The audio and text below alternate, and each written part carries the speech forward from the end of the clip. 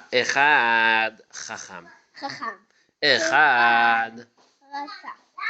אחד תם. תם. ואחד ואינו יודע לישון.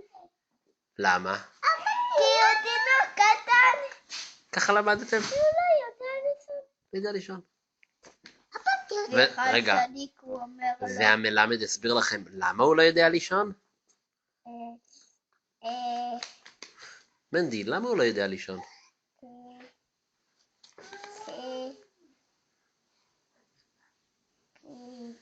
הוא יכול אולי לקום ולבכות שלו. שהוא לא רוצה לישון? כן.